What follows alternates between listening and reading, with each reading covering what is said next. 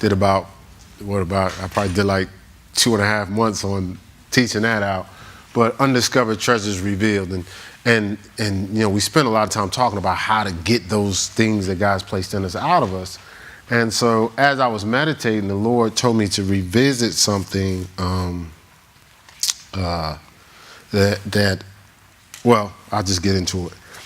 Today our topic for today is humiliation's elevation. So our topic for today is humiliation's elevation. And the interesting thing is, in our natural life, in our natural man, humiliation or humility is something we run from. It's not a suit that we all like wearing that much. Because, like even with your kids, if you notice with your kids, you don't have to teach them how to be prideful.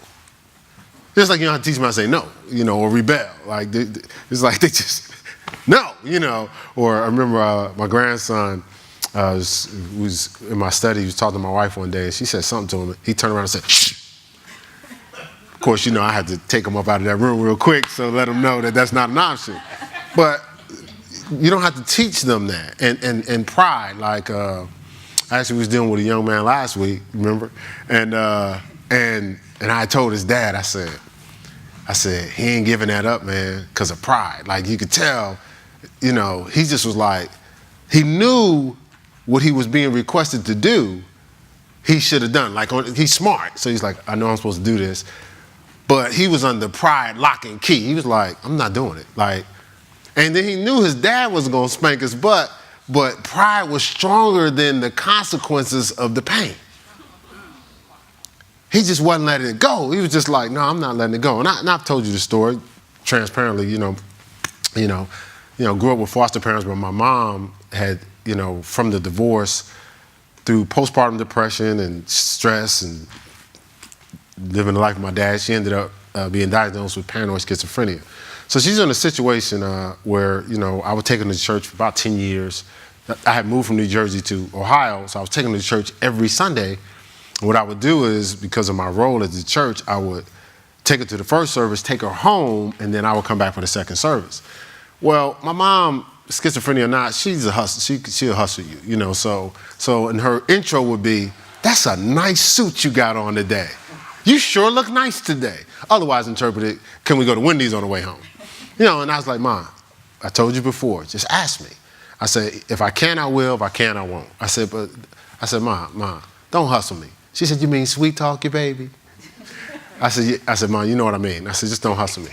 So then she goes, after the conversation, she goes to level 2. That sure was a good sermon today, wasn't it? Well, the sermon was on forgiveness, which is the thing she had a challenge with. So I said, what did he talk about today? She said, all I know, if he comes out here, I'm calling the police. She's talking about my dad. I said, Mom, I said, he's 900 miles away. I said, I'm not being insensitive. He's not even thinking about you. All right, I said, he's thinking about all the other craziness he's probably dealing with, but he's not thinking about you. Well, you can go be with your father. It's like, Mom, it's not that serious. She's like, well, he ain't take care of you. I was like, keeping it real. I said, neither one of you took care of me. I said, but let's not get into that right now. Let's just, if you're going to take us out, take me home. And you just caught me on a tired day. I'm normally very tolerant. It was just one of those tired days. And if I'm tired, you're going to get truth. So I said, take you home. I turned my truck around, got back on the freeway. So I just started running down. Listen, you was a singer, you was this, you got grandchildren, you got all these people that you're missing out on because you want to hold on to bitterness, unforgiveness. And so she tried to open the door on the highway. I'm talking about so I'm holding the door, driving. I was like, Mom, what you doing? You're fighting your mother. I was like, Mom, come on, give me a break here. I was like, so as we started talking, so I realized we couldn't stay on the highway because I couldn't keep holding the door while I was driving. That's probably not safety, you think? Yeah. So I take her home. When I took her home, don't come pick me up no more. Cool. The Newark, New Jersey came out. I was like, fine. It's been work as it is. So my wife, my wonderful wife, she talks to my mom. She says, well, your son just wants you to forgive your ex-husband, or he was just trying to just talk to you about some things. She says, talking to her on the phone, I guess she said, my wife, I don't know, she has some type of supernatural something. She was like, okay, I'll forgive him. That's what she tells her. And so my wife said, babe, come on. I said, okay, no problem. I'll go pick her up. So I'm picking her up. I said, so you and Mel had a conversation about that? So she said, you was going to forgive him. She said, I can't do it. I said, Mom, but didn't y'all talk about, she says, I can't do it. I'm not doing it. She confessed it and everything. Yeah, so I take her to where she's going, and I have her hand.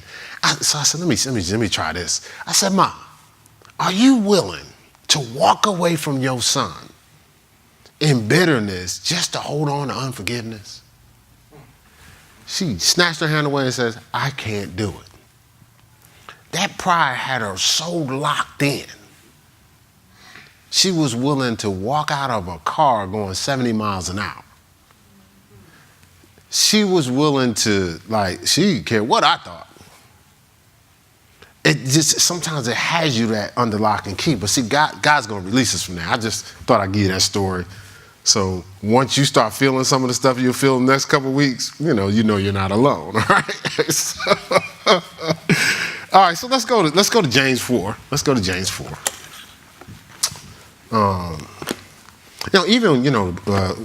We did a series on the obedient you. And, even with obedience, the purpose of obedience is to teach us humility. See, what obedience does, it teaches us humility, which rewards us grace and exaltation. See, which I'll explain here in a second. Even I don't know if you guys, how much you study the word, but I used to read through Genesis when they was in the garden, and God said, okay, you can have all these trees, just don't eat of these two. And then one of them was the tree of the knowledge of good and evil. So then they ate the tree, and they hid from God. So when you're young read, like, set them up, man. Why you set them up? Like, why you play them like that?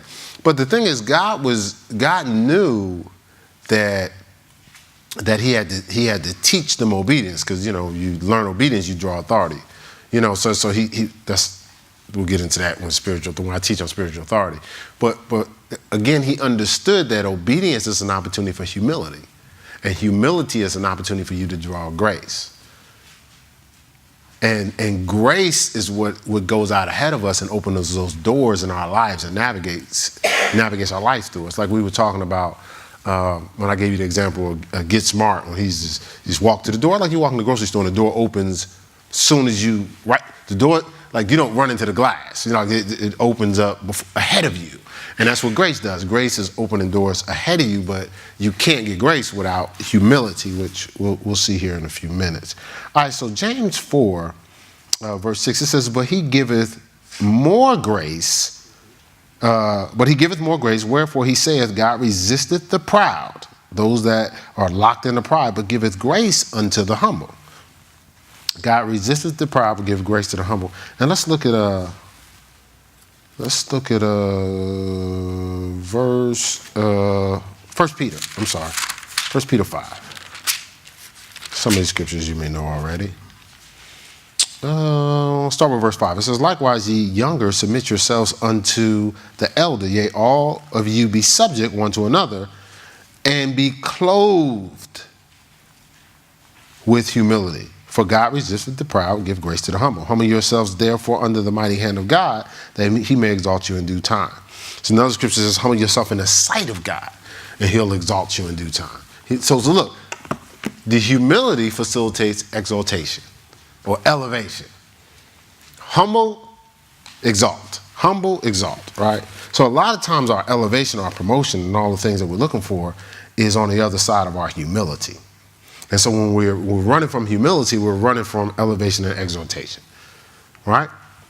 So humility must have your heart's invitation. So what happens is God says, I need to elevate you.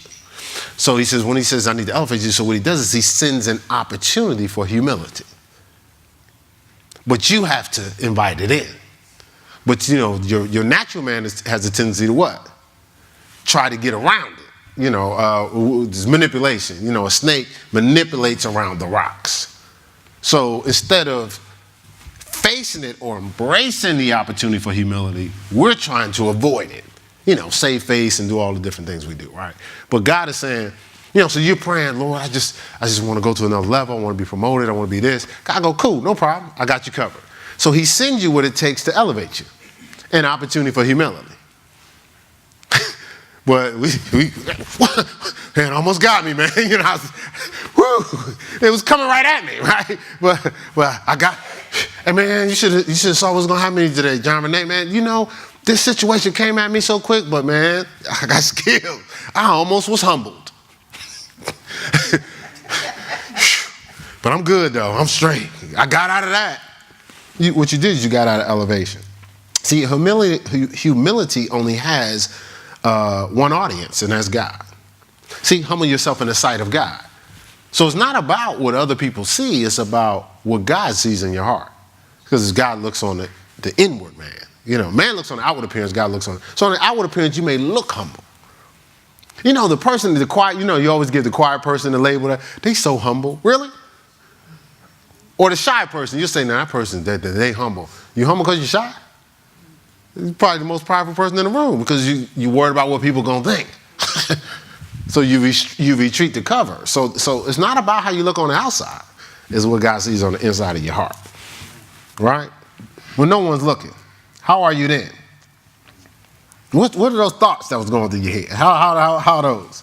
All right, so no one else, see, this is the thing about humility. No one sees you could have defended yourself, saved face, or no one even saw that you used restraint, but you and God. Now we're walking in humility. No, the person in your face may not know that you use restraint. May not know that you didn't save face on that one. May not know you had the ammunition to take them out, but you let it go. Remember, Jesus said, I could have called down legions of angels. Hold on. He said, put your sword back. Give me that ear. Put that back on that boy's head. He said, don't you know I could have called down legions of angels? And when they was taking them through the courtroom, Apollo was like, so you're Christ? You said it. You don't have nothing to say? See, he knew he could have delivered himself with his words, but he was there for a certain purpose. He was there for a sacrifice. Look, so the scripture says this. We can look at it real quick. Romans 8. Yeah, you might want to take some notes because God is equipping you for some upcoming elevation. So you want to make sure you don't blow it. You don't miss out on an opportunity that God's trying to get to you, or you temporarily participate in the promotion. You don't want that to happen. All right, so Romans 8, verse 18, it says, for I reckon that the sufferings of this present time are not worthy to be compared to the glory shall be revealed in us. Now, that word suffering there means restrained retaliation.